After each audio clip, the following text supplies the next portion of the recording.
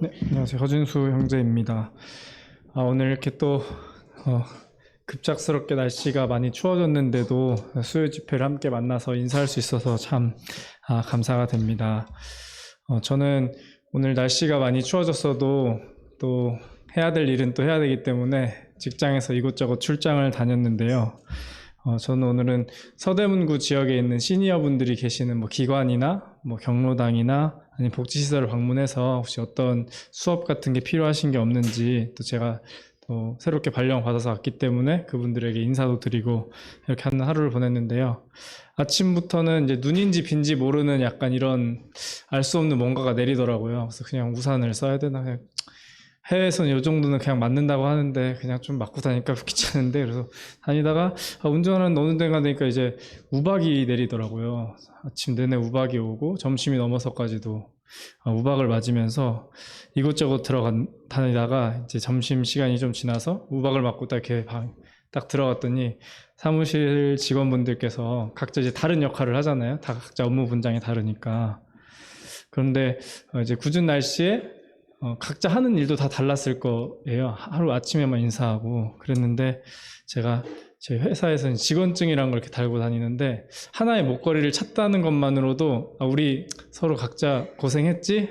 알지? 약간 이런 눈빛을 이렇게 서로 보내면서 고생하셨어요 오늘? 이렇게 인사를 하는데 그게 저한테 되게 위로가 되더라고요. 별거 아닌데 그냥 그게 너무 감사가 되고, 그 사람이 저한테 오늘 어디서 다녀오셨어요? 이러니 묻지도 않고 그냥 그렇게 얘기했는데, 저도 똑같이 얘기하는 오늘 고생 많이 하셨겠네요 선생님도, 딱 얘기하는데 알죠. 저도 그분이 뭘 했는지 모르지만 나와 같은 무언가를 힘든 시간을 보내셨겠구나 라는 걸 알죠. 저희에게는 함께 무언가를 공통된 무언가를 가지고 있다는 것에서 오는 참 기쁨과 또 감사와 위로가 있는 것 같습니다. 한때 광고에까지 실렸던 노래 중에 혹시 성도님들이 아시는지 모르겠지만 수고했어 오늘도라는 노래 혹시 아시는 분이 계시나요? 고개를 끄덕끄덕 아시는 분들도 계시고, 나중에 기회가 된다면 제가 성도님들께 한번 불러드리고 싶은데, 그 가사가 그렇게 크게 별다른 내용이 없습니다. 그냥 수고했어 오늘도, 난 오늘도 너를 응원해 하는 노래가 있는데요. 한때 그게 광고에까지 등장해서 젊은 사람들이 그 노래를 들으면서 지하철에서 다 같이 이어폰을 끼고 혼자 웃은 거예요. 근데 진짜 별말 아니잖아요. 근데 그렇게도 우리가 그들이 공감할 수 있는 건 다 다른 위치에 있지만 하루를 보냈다는 것, 또 오늘을 수고했다는 것만으로 그들에게 참 큰 위로가 되었는데요. 오늘 저희가 함께 나누게 될 사무엘하 말씀을 통해서 저는 이 자리에 있는 성도님들과 또 온라인을 통해서 영상으로 만나게 되는, 또 언젠가 또 나중에 듣게 될 저의 자녀라든지 많은 이들에게 우리가 모두가 한 말씀을 가지고 함께 공감하고 위로할 수 있는 시간이 되었으면 좋겠습니다. 먼저 제가 직장에서 한 목걸이를 차고 서로를 위로했던 것처럼, 한 성경을 들고 있는 우리가, 또 한 믿음을 공유하는 우리가, 한 약속을 가진 한 하나님을 누리는 성도로서 따뜻한 위로와 교제 시간이 되기를 원합니다. 저는 수요 집회 말씀을 나누게 된 지는 그래도 몇 년 정도 된 것 같은데요. 한 번도 생각해보지 못했던 질문인데 문득 사무엘 말씀을 준비하면서 역대기를 함께 살펴보다 보니까 역사에 대해서 문득 생각이 들더라고요. 우리 교회는 수요 집회를 언제부터 했을까? 라는 생각이 문득 들었습니다. 아무리 생각해도 저희 교회 수요 집회를 언제부터 시작했다는 기록이 없더라고요. 그래서 여기 앞에 계신 형제님들은 알고 계실 것 같은데, 내가 언제부터인지 알 수도 없었던 이 수요 집회와 또 주일 모임이 어떻게 이것이 지켜질 수 있었을까?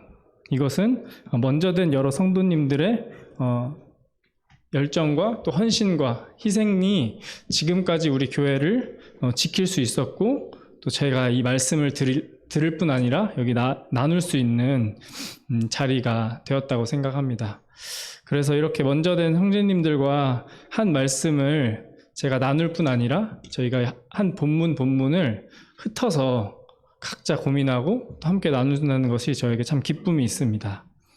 이번 주에 사무엘하 8장 말씀을 통해서 보게 될 내용은 몇몇 성경이나 개정 성경이나 이런 데 보면 이제 단락처럼 구분을 해서 제목을 정해 놓는 게 있는데, 저희가 예전에 하던 큐티라든지 매일 성경이나 아니면 연대기에도 보면 제목들이 있는데, 오늘의 제목은 그런 곳을 제시하는 것들은 대부분 다윗이 어디 가든지 승리한다, 승리하게 하신 하나님, 이렇게 되게 많이 되어 있더라고요. 근데 오늘은 다윗이 승리한 것에 조금 초점을 둔다기보다는 그것을 이루시는 하나님의 능력과 은혜를 삼켜본 뿐 아니라 다윗이 또 그것을 경험하고 누렸던 것처럼 저희도 어디서나 승리하는 개개인이 되었으면 좋겠습니다. 이제 사무엘하 8장 말씀을 함께 읽도록 하겠습니다. 사무엘하 8장 1절부터 18절인데요. 분량이 많지 않아서 다 같이 함께 읽도록 하겠습니다. 준비되셨으면 읽도록 하겠습니다. 시작. 그 후에 다윗이 블레셋 사람들을 쳐서 항복을 받고 블레셋 사람들의 손에서 메대감마를 빼앗으니라. 다윗이 또 모압을 쳐서 그들로 땅에 엎드리게 하고 줄로 재어 그 2줄 길이의 사람은 죽이고 1줄 길이의 사람은 살리니 모압 사람들이 다윗의 종들이 되어 조공을 드리니라. 르홉의 아들 소바왕 하닷 에셀이 자기 권세를 회복하려고 유브레 강에서 건널 때 다윗이 그를 쳐서 그에게서 마병 1,700명과 보병 200명을 사로잡고 병거 100만. 다윗이 그의 병거의 말은 다 발의 힘줄을 끊었더니 다메섹의 사람들이 소바왕 하닷 에셀을 도우러 온지라. 다윗이 아람 사람 22,000명을 죽이고 다윗이 다메섹 아람에 수비대를 두어 아람 사람이 다윗의 종이 되어 조공을 바치니라. 다윗이 어디로 가든지 여호와께서 이기게 하시니라. 다윗이 하닷 에셀의 신복들이 가진 금 방패를 빼앗아 예루살렘으로 가져오고 또 다윗 왕이 하닷 에셀의 고을 베로데에서 매우 많은 놋을 빼앗았느니라. 하마다는 도이가 다윗이 하닷 에셀에 온 군대를 쳐서 무찔렀다 함을 듣고 도이가 그의 아들 요람을 보내 다윗 왕에게 문안하고 축복하게 하니 이는 하닷 에셀이 도이와 더불어 전쟁이 있던 터에 다윗이 하닷 에셀을 쳐서 무찌름이라. 요람이 은그릇과 금그릇과 놋그릇을 가지고 온지라. 다윗 왕이 그것도 여호와께 드리되 그가 정복한 모든 나라에서 얻은 은금 곧 아람과 모압과 암뭇 자손과 블레셋 사람과 아멜렉에서 얻은 것들과 소바왕 르홉의 아들 하닷에게서 노력한 것과 같이 드리니라. 다윗이 소금 골짜기에서 에돔 사람 18,000명을 쳐 죽이고 돌아와서 명성을 떨치니라. 다윗이 에돔의 수비대를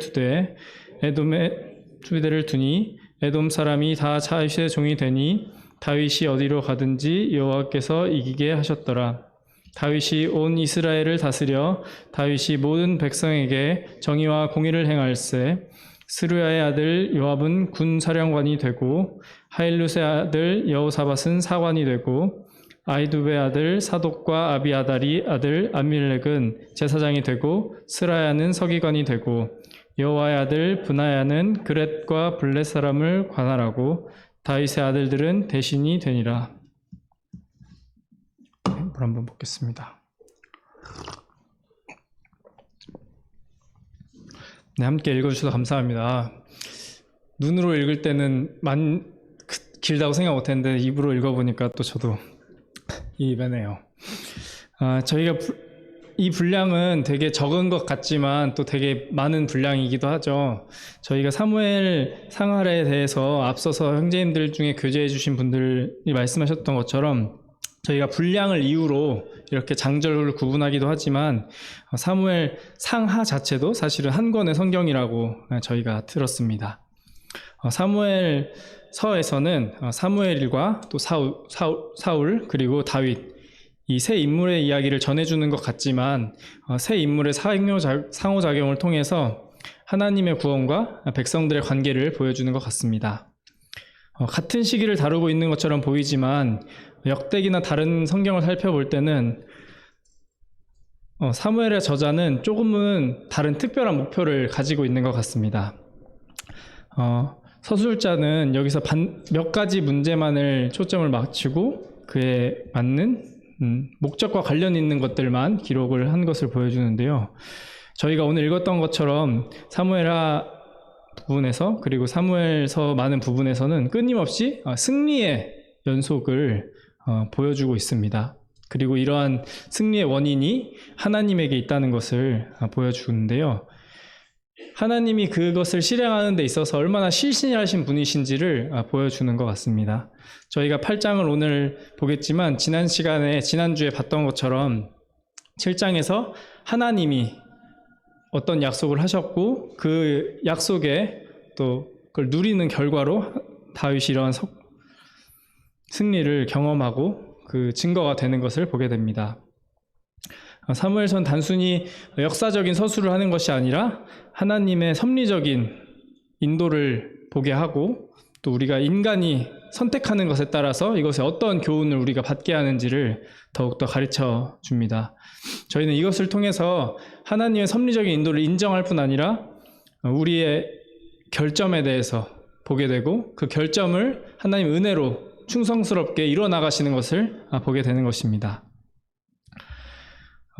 저희가 방금 읽은 8장의 구조는 어떻게 보면 굉장히 간단한데요. 크게는 두 단락 정도로 볼 수 있을 것 같습니다. 다윗의 승리 목록들, 그리고 그가 세운 그 위에 행정체계들인데요.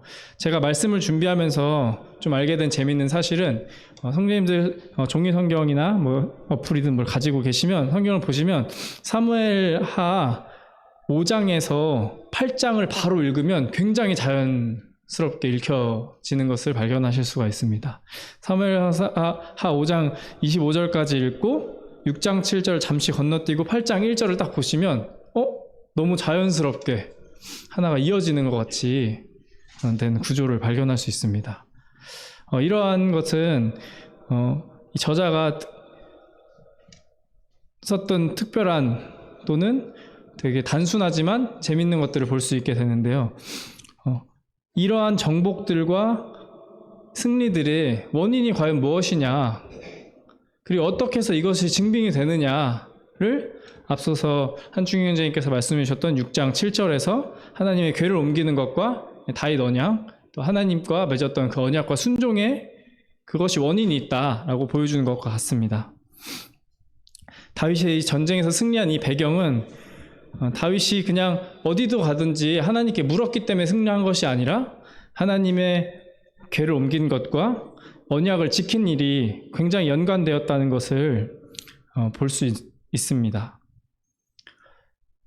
그래서 8장에서 보게 되는 이 승리의 내용들을 역대기서나 다른 성경들과 보게 되면 시점이 좀 맞지 않다거나 이것은 이미 이전에 이루어졌어야 하는 일인데 왜 여기에서 이 승리를 기록하고 있지? 라는 것들을 볼 수 있는데요. 그렇기 때문에 제가 이런 것들에 하나하나를 다 시간대별로 정리하는 것은 좀 어려울 것 같고 8장에서 이야기하고 있는 것은 연대기적으로 기록이 된 것이 아니라 어떠한 목적을 가지고 이렇게 모아놨다고 보는 것이 더 적절할 것 같습니다. 제가 앞서서 말씀드렸던 것처럼 우리가 다윗의 승리에 너무 집중을 하게 되면 그 일을 이뤄나가신 하나님에 대해서 생각하지 못할 수가 있는데요.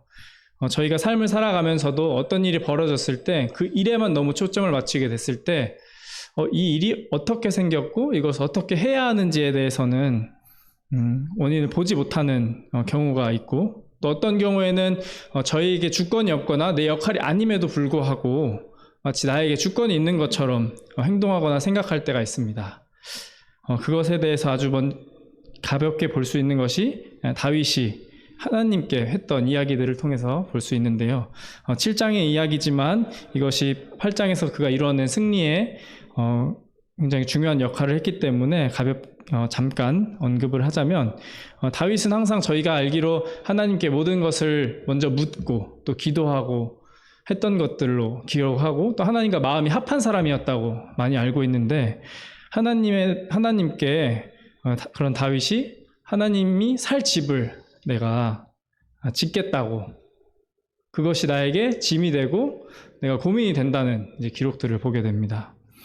그런데 마치 하나님이 언어 유희를 하시는 것처럼 내가 살 집을 짓겠다고? 아니, 나는 너의 집, 너의 가문을 내가 세우겠다고. 너는 나의 집을 지을 수 없다고 말씀하십니다. 그것이 하나님이 다윗이 가지고 있던, 내가 가지고 있던 하나님에 대한 어떤 목표 아니면 섬기는 방법 이런 것이 아니라 나의 언약, 나는 이런 것을 원하고 있고 우리는 이러한 관계로 가는 거야 라는 것을 재정립하는 것입니다. 하나님이 다윗의 주도권을 정지시키는 것처럼 보입니다. 다윗이 비록 하나님의 성전을 짓지 못한다고 하나님께서 명백하게 말씀하시지만 여호와께서는 그의 집을 세우시는 것을 저희가 경험했고 또 저희가 그리스도가 오심으로 그것이 성취된 것을 저희가 지금 소유하고 있습니다. 다윗에게 하셨던 이 약속은 이전부터 기록되었을 뿐 아니라 지금까지 지켜지고 있는 것을 저희가 보게 되는데요.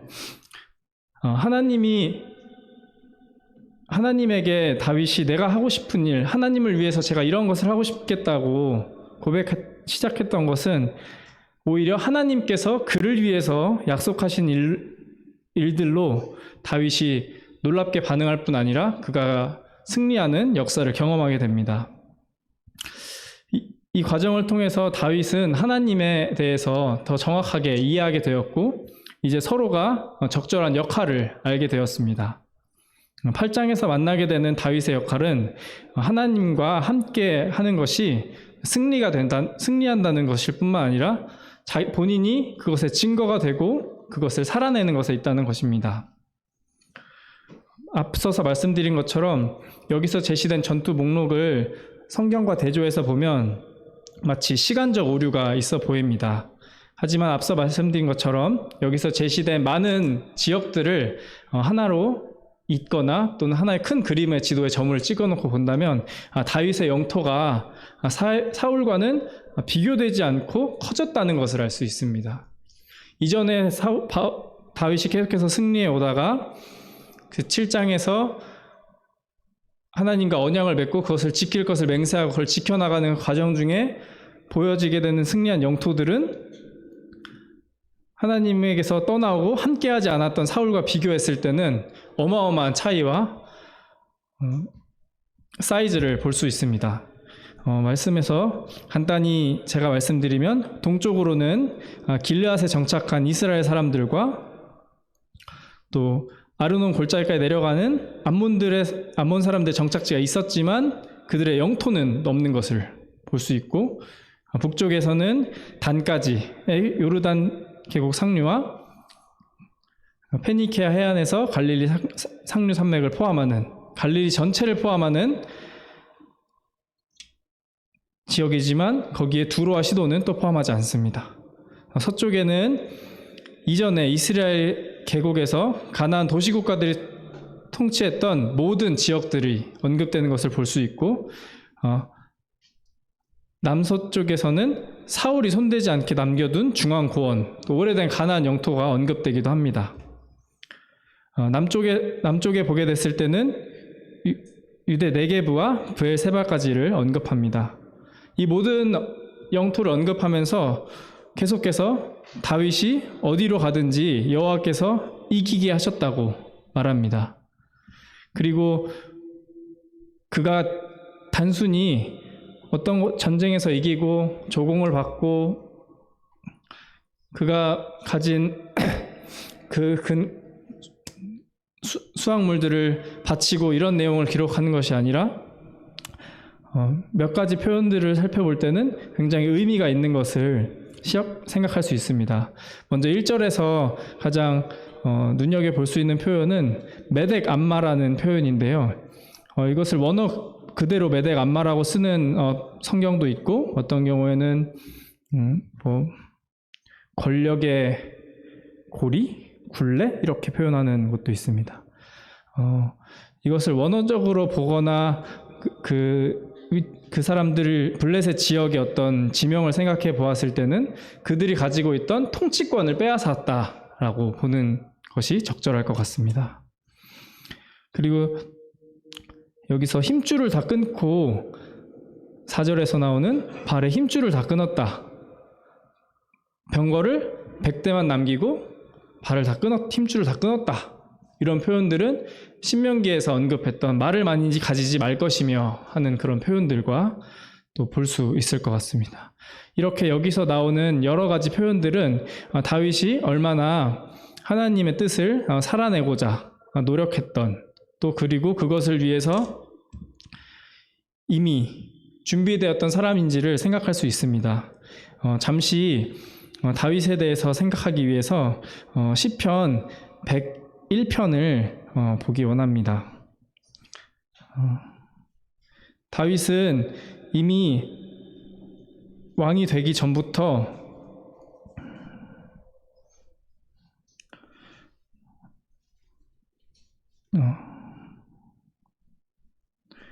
마치 101편의 말씀을 보면 이미 왕이 된 것처럼, 그가 통치하는 모습처럼 이렇게 표현이 되는 것처럼 보이지만 여기서 나오는 내용들과 기록된 시기를 살펴보면 이미 왕이 되기 전부터 다윗은 이러한 사람이었습니다. 하나님 안에서 어떻게 행해야 할지를 이미 고민하였고, 그것을 살아내기 위해서 앞으로 이렇게 할 것이라고 다짐하고 준비되었던 사람입니다. 그렇기 때문에 다윗이 이 기록 속에서 했던 행동 하나하나에 많은 의미가 있습니다. 그러한 다윗에 대해서 하나님께서는 다윗이 어디로 가든지 여호와께서 이기게 하셨다고 말씀합니다. 사랑하는 성도님들, 제가 한 가지 질문을 드리고 싶습니다. 저도 말씀을 보면서 이 질문을 스스로에게 던졌을 때 좀 눈물도 나기도 하고 부끄러운 적도 있었습니다. 다윗이 어디로 가든지 여호와께서 이기게 하셨다고 하면서 많은 지역들을 언급하고 있습니다. 사랑하는 성도님들은 어디로 가고 계십니까? 어디로 가든지 하나님께서 이기시게 하는 것을 경험하는 삶이 되시고, 또 삶의 위치에서 그것의 증거가 되고 계신지 묻고 싶습니다.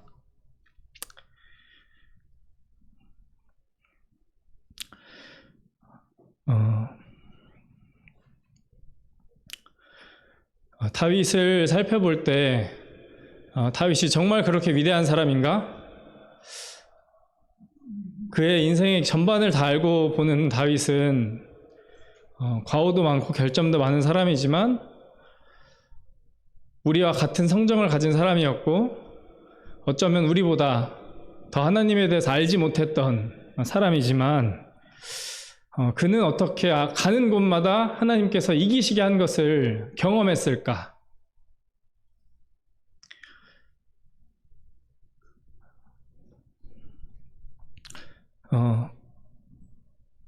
여기 나오는 몇 가지 표현들은 제 마음과 우리의 하나님의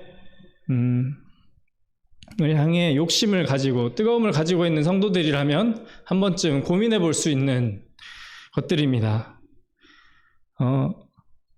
블레셋 사람들의 손에서 메대간마를 빼앗았다는 표현은 그냥 단순하게 전쟁이 이겼구나 라고 생각할 수 있지만, 우리가 구약시대 내내 블레셋이 언급되는 이 많은 구절들 가운데서 그들의 권력을 드디어 거기서 뺏어냈다고 하는 그 표현들을 봤을 때 한 번쯤 생각해 볼 필요 있습니다. 저희가 신앙을 가지고 우리나라에 또 기독교가 전파되고 또 세계적으로 우리가 복음을 소유하게 된 지 참 오랜 시간이 되었지만, 우린 아직까지도 복음을 가지지 못한 사람들을 매일매일 마주하고 있고, 심지어는 아까 형제님들이 기도해 주신 것처럼 우리 가정 속에서 죄에 매여 있는 에 대해서 우리가 그 권력을 가져오기 위해서 싸우고 있는가, 승리하고 있는가의 질문에 저는 떳떳할 수 없었습니다. 저에게도 믿지 않는 가족들이 있고, 그들과 전쟁하기를 두려워하고 승리하지 못하는 그런 모습을 생각하게 되었습니다. 저희가 세상적으로는 그 어떠한 공통점도 없다는 것을 확신합니다. 그리고 형제 때 모여서 함께 교제를 해보면 어떻게 직업이 이렇게 다 다르시지? 어떻게 단 한 곳 같은 곳에서 계신 분이 없네 할 정도로 다른 경험들을 가지고 계시다고 생각합니다. 하지만 저희가 가지고 있는 한 가지, 또 다윗이 가졌던 것처럼 저에게도 같은 약속을 가지고 있고 같은 충성된 하나님이 저희를 위해서 준비하고 계신데 하나님이 이 승리를 이끌어내지 못하는 것이 나에게 있지 않나 하는 제 삶을 돌아보게 됩니다. 뿐만 아니라 다윗만이 그것을 경험한 것이 아니라 다윗과 함께했던 모든 사람들은 그 승리를 함께 경험했을 것입니다. 다윗이 전쟁에 나갔고 여기 기록되었을 때는 다윗이 표현했지만 저희 모두 알고 있다시피 전쟁은 다윗이 혼자 하지 않았을 것입니다. 수많은 사람들이 했을 것이고 수많은 백성들이 했을 것이고 모든 사람들이, 모든 나라가, 세계 정세가 그를 지켜보고 있었을 것입니다. 그의 승리를 보았을 것입니다. 그것이 충분히 다윗과 또 하나님을 따르기에 충분했을 것입니다. 여기서 등장하는 수많은 지역들이 마치 전쟁에서 졌기 때문에 고통 가운데, 치욕 가운데 패배했다고 생각하기 쉽습니다. 하지만 저희가 전쟁과 세계의 이치를 생각해 보았을 때 세계의 패권을 가져가는 큰 나라의 우호국이 되거나 그 나라의 우방국이 되거나 그 나라의 보호를 받는다는 것은 굉장히 큰 이점입니다. 다윗은 그런 역할을 하나님을 의지함으로 하였고 그것이 많은 백성들과 하나님에게 속하지 않은 이들조차도 하나님의 보호를 경험하고 하나님의 승리를 인정할 수밖에 없는 경험을 하게 했을 것입니다. 그들이 속국이 됨으로 오히려 자신의 나라와 영토와 또 가문을 더 잘 지키게 되는 아이러니를 경험했을 것입니다. 저희도 그러하다고 생각합니다. 제가 지금 속한 세상의 직장, 또 가정 속에서의 위치, 제가 만나게 되는 많은 사람들이 제가 하나님의 약속을 의지함으로 또 하나님의 약속을 다윗이 의지함으로 많은 승리를 기록했고 또 여기서 기록된 몇몇 표현들을처럼 다윗이 이전부터 하나님이 주셨던 그 약속들을 기억함으로 준비되었고 그 준비된 말씀을 살아냈을 때 우리를 마치 대적하는 것처럼 보이는 믿지 않는 무리들 또 사탄들 세상의 권세들이 오히려 우리를 통해서 하나님의 은혜를 경험하게 되고 하나님의 더디 오심으로 그들이 하나님 만날 수 있는 기회를 얻게 되는 것입니다. 저희는 매년 3월에 새롭게 회기들을 시작하는 기준을 회사에서 가지고 있는데요. 그럴 때마다 직무교육을 매년 진행을 하는데 그때 가장 중요하게 생각하는 것이 일에 대한 동기부여를 하려고 노력을 많이 합니다. 어차피 지원은 본인들이 해서 왔지만 일을 계속해서 할 수 있게 하려면 저희가 동기부여를 위해서 계속해서 동기부여를 할 수 있는 강사들을 모시고 직무교육을 진행합니다. 저는 현재 비영리 단체에서 근무를 하고 있는데 비영리 단체에 대한 교육을 하시는 분이 한 번은 오셔서 이런 말씀하셨습니다. 비영리의 뜻이 무엇인지 혹시 아시는 분 있나요? 네. 이렇게 물어보면 대답을 잘 안 해주시기 때문에 제가 얘기해야겠죠. 네. 웃으셨기 때문에 한번 말씀해 주시겠습니까? 영리를 취하지 않는 거죠. 저는 그렇게만 생각해요. 이익을 취하지 않는구나 이렇게만 생각을 하고 일을 했었는데요. 그분이 말씀하시는 게 비영리하다는 건 영리하지 않다는 뜻이라고, 비영리하신 거라고. 우리가 영리하다고 표현하니까 되게 비영리하다고 영리하니까 되게 멋있는 말이지만 우리 영리하지 않은 사람 뭐라고 하죠? 바보, 멍청이라고 하죠. 그러면서 직원들 한번 멍청이 하나, 멍청이 둘, 모자르신 분 이렇게 다 이렇게 하더라고요. 그러면서 다들 약간 이제 벙찌는 거죠. 와가지고 왜 갑자기 저런 이야기를 하시나. 그러면서 하시는 말씀이 영리하지 않기 때문에 우리가 비영리한 일을 하는 것이고 비영리한 일을 하기로 정해서 이곳에 앉아있는 사람들이라는 것을 생각해야 한다고. 만약에 본인이 영리하고 싶고 돈을 많이 벌고 싶고 성공하고 싶다면 여기서 있어서는 안 된다고 가르칩니다. 그러면서 하시는 강사분이 하는 말이, 하지만 우리가 생각할 것은 우리가 누리고 있는 많은 제도들과 복지와 이런 기능들은 자신만의 이익을 쫓지 않았던 비영리한 사람들이 만들어 놓은 것들이라는 것을 생각해야 한다고 합니다. 자신만의 이익을 쫓지 않고 비영리했던 사람들이 세상을 변화시켰다고 이야기합니다. 그런 이야기를 듣는데 우리가 가진 신앙이 과연 그렇지 않은가? 우리가 많이 성경에서 읽고 있는 바울 역시도 그 부분을 굉장히 강력하게 이야기했고, 또 믿음의 많은 선조들, 히브리서에 표현된 많은 믿음의 선조들이 그들이 정말 자신들의 이익만을 생각하고 자신의 편리함을 생각했다면 우리가 지금 누리는 이 신앙을 가질 수 없었을 것입니다. 뿐만 아니라 이것이 성경의 신구약의 많은 기록들을 통해서 증명될 뿐 아니라 우리가 현재 앉아있는 이 교회를 통해서도 증명이 되고 있습니다. 먼저 된 성도님들께서 세상의 성공과 직장을 위해서 모두가 길을 떠났다면 교회를 섬길 사람은 없었을 것이고, 우리가 수요 집회에 모이지 않고 회사 사람들과 동아리 활동과 많은 것을 즐겨 했다면, 말씀 교제를 즐겨하지 않았다면 수요 집회의 필요성을 느끼지 못했을 것이고, 함께 이렇게 말씀을 누리는 기쁨을 경험하지 못했을 것입니다. 이것은 비단 우리가 지금 누리고 있는 신앙 공동체만의 문제가 아니라고 생각합니다. 우리는 지금 당장 우리가 가진 것을 지켜내는 승리에 집중하기 쉽습니다. 하지만 이것을 확장하여서 우리가 우리 지역에 살고 있는 우리 지역을 생각해야 한다고 생각합니다. 그리고 우리가 있는 이 가정, 또 가정에 있는 아이들이 머무는 학교, 또 모든 공간에서 저희가 승리해야 한다고 생각합니다. 저희가 그곳에서 승리함으로 그들이 우리로 인해서 하나님의 승리와 보호를 경험할 수 있게 해주어야 한다고 생각합니다. 그것이 다윗이 했던 일이고 하나님이 약속하신 것입니다. 하나님께서 너의 집과 너의 자손과 너희를 세우는 것을 그리스도가 오심을 통해서 이루시겠다고 약속했던 것을 우리가 알고 있습니다. 저희가 알고 있습니다. 최근에도 저희가 함께 적극적인 태도를 보여야 할 많은 승리처들을 알게 됩니다. 카톡방에서도 공유가 되기도 하고 뉴스를 통해서도 만나게 됩니다. 그런 것을 위해 기도하면서도 마음 한켠으로는 과연 승리할 수 있을까? 이미 가라앉는 배는 아닐까? 이런 생각을 하고 있습니다. 물론 그것도 꼭 틀린 말은 아니라고 생각합니다. 하지만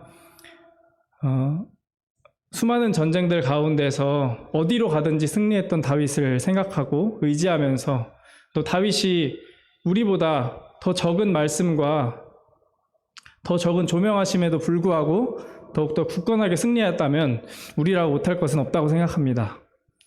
사무엘 전체에 그것이 기록된 것처럼 우리가 기록되진 않아도 주님의 승리가 기록되고, 다윗의 승리를 경험했던 모든 사람들이 기록되지 않았지만 그것을 경험했던 이들이 존재했던 것처럼 저희도 주님의 승리를 경험할 뿐 아니라 그것이 우리 삶 가운데 기억되고 우리 다음 세대에도 전해지기를 원합니다. 이렇게 승리하는 다윗이 그 위에 행하는 것은 정의를 행하기 위해서 사람을 세우는 일을 하게 됩니다. 다윗은 15절의 표현에 보면 이스라엘을 정의와 공의로 다스렸다고 말하고 있습니다. 이 두 가지 속성은 하나님의 속성이기도 하지만 하나님을 기쁘시게 하는 사람들과 사회에서 특징적으로 나타나야 될 덕목과 또 언약적인 약속에서 많이 등장하는 표현이기도 합니다. 그리고 정의와 공의는 많은 성경에서 복을 받는 방법으로 알려져 있습니다. 다윗은 이렇게 온 이스라엘이 여호와의 복을 받기 위해서 이 길을 여는 것을 정의와 공의를 세우는 것으로 실행합니다. 다윗은 이것을 실현하는 데 있어서 어떤 명령을 하거나 어떤 행동을 하는 데 있어서 제일 첫 번째로 하게 된 것이 사람을 세우는 일입니다. 살펴보면 요압은 군사령관이 되어서 일반 군대를 통솔하고 여호사밧은 사관이 되었습니다. 사관이라고 하는 표현은 한자어기도 하지만 문자적으로 원어를 살펴보게 됐을 때는 기억하게 하는 사람이라는 표현이 있다고 하더라고요. 어떤 일이 있었는지 기억하게 하는 겁니다. 그렇게 함으로써 그런 역할들이 반드시 필요했고 이러한 것들을 전달하는 역할이 있었던 것 같습니다. 그리고 스라야는 서기관이 되어서 여호사밧을 도왔다고 되어 있고 사독과 아비아달의 아들 아히멜렉은 제사장이 되었습니다. 그리고 다윗의 용사들 가운데 한 명이었던 브나야는 그렛 사람과 블렛 사람을 관할했다고 합니다. 이들은 이후 사무엘하나 역대기 또 열왕기를 통해서 보게 됐을 때 왕의 친위 부대에서 근무했던 것으로 볼 수 있습니다. 다윗이 이러한 사람들을 세우는 것이 그냥 단순히 나의 왕권을 강화하고 조직하고 하는 것이 아니라 하나님이 세우시는 정의와 공의를 실현함으로써 하나님의 백성들을 보호하고 복된 삶을 살기 위해서 기본적인 행정 체계를 확립하는 것입니다. 우리가 행정 체계를 확립한다고 생각하면 마치 회사에서 우리가 일반적으로 조직조를 짜듯이 업무 분장을 짜듯이 생각하기 너무 쉽습니다. 하지만 다윗이 세우는 이 역할과 또 그들의 필요를 생각하게 될 때는 이것은 규칙과 질서의 하나님께서 일하시는 방법을 실현했다고 볼 수 있습니다. 행정체계를 세우고 우리 어떤 규칙을 지키고 사람을 세우는 일이 마치 믿음을 벗어나는 것처럼 생각하기 쉽습니다. 우리가 하나님의 정의와 공의를 실행해 나가기 위해서는 순간적인 마음의 동요나 마음의 감동하심만으로는 이뤄내기 어렵습니다. 그런 것이 가능했다면 앞선 믿음의 선조들은 계속해서 그렇게 했을 것이고 다윗은 이러한 것을 조직하지 않았을 것이고 하나님이 본인들의 백성을 세우시고 임명하실 때에도 이런 역할을 부여하지 않으셨을 것입니다. 이것은 마치 제자를 부르는 예수님을 생각나게 하기도 합니다. 우리가 흔히 예수님께서 제자를 부르실 때 너희가 가진 모든 것을 내려두고 따르는 것에 집중하기도 합니다.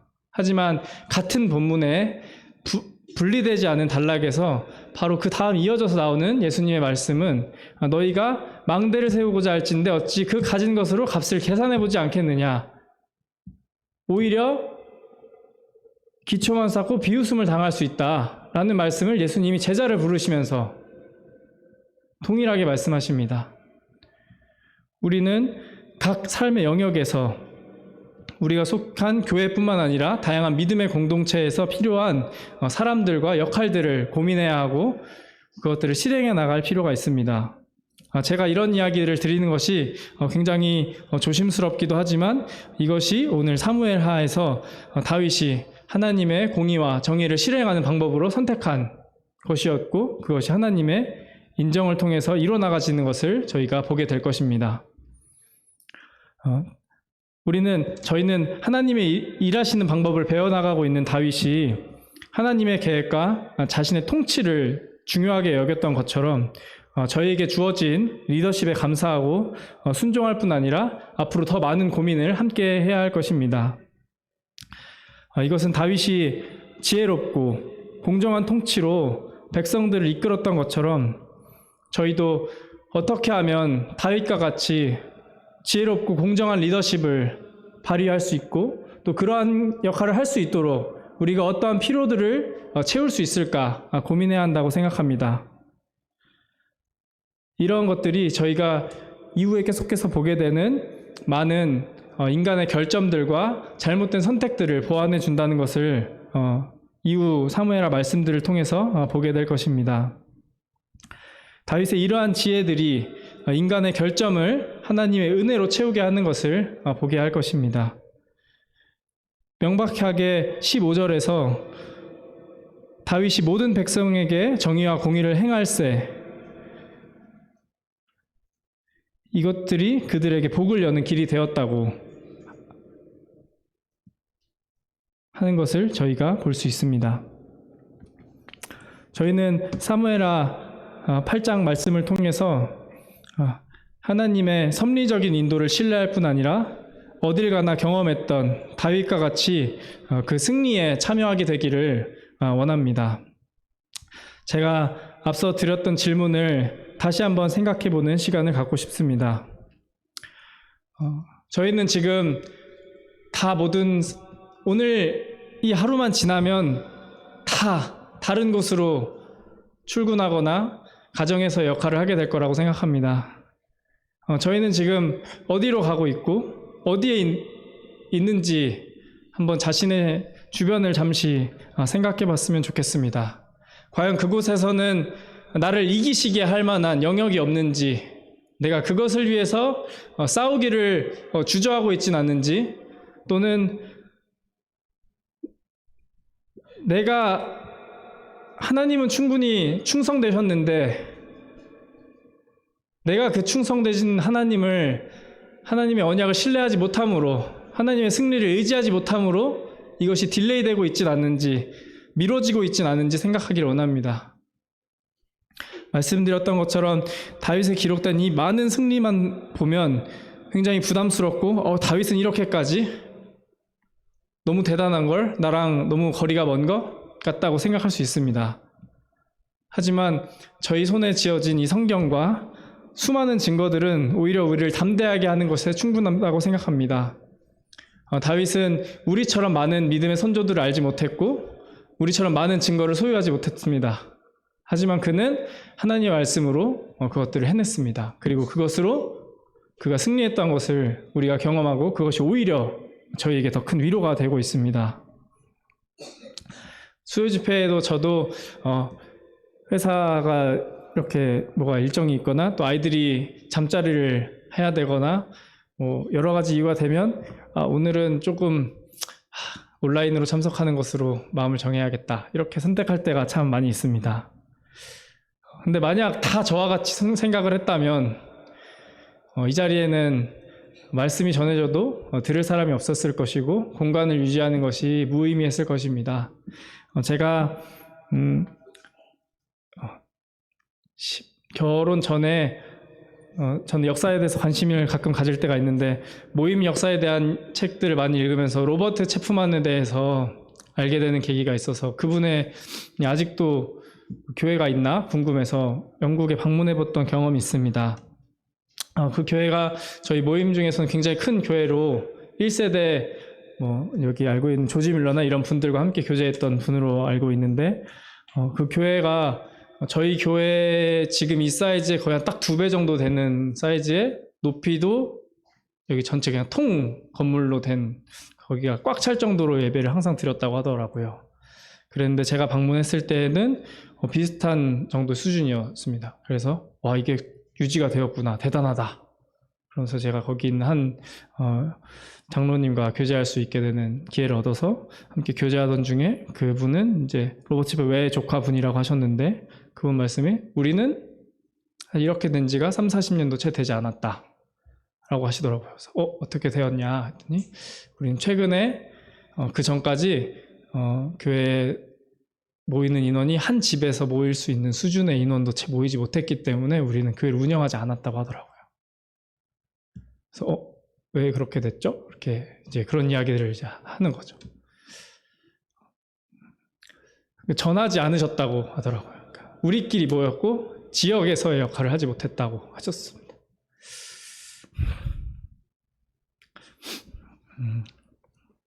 제가 울컥하는 이유는 제가 거기 갔을 때 그 로버트 체프만이 갖고 있던 그 거리를 보여주셨어요. 거리를.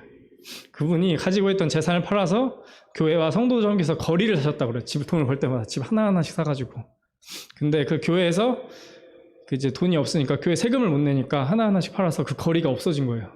이제 그 집은 다 다른 사람이 살고 있는데 역사는 있대요. 안 돼요. 소유권 전혀 없는 거죠. 그래서 그 교회 건물만 남았는데 그 교회도 세를 낼 수가 없어서 우리가 집에서 모였다. 그래서 그때부터 다시 시작한 게 옆집을 찾아가고 마트를 찾아가고 이런 걸 다시 시작하셨다고 하더라고요.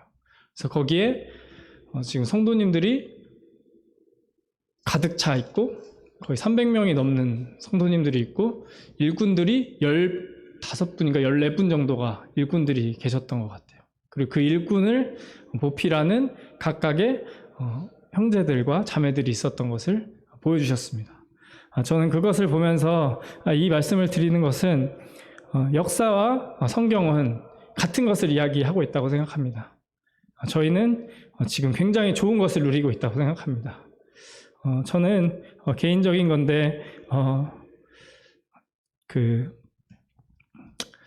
20대 중반에 선교지를 방문하면서 선교지에서 섬길 수 있으면 참 너무 좋겠다라는 생각을 하면서 선교사님들을 만나고 영국이나 이런저런 교회들을 방문하면서 좋은 경험들을 하다가 문득 그때 로버트 체프만 그 교회를 다녀오면서 딱 느낀 것 중에 하나가 내가 대학을 가거나 다른 지역에 갔다 오면 우리 교회가 없어지면 어떡하지?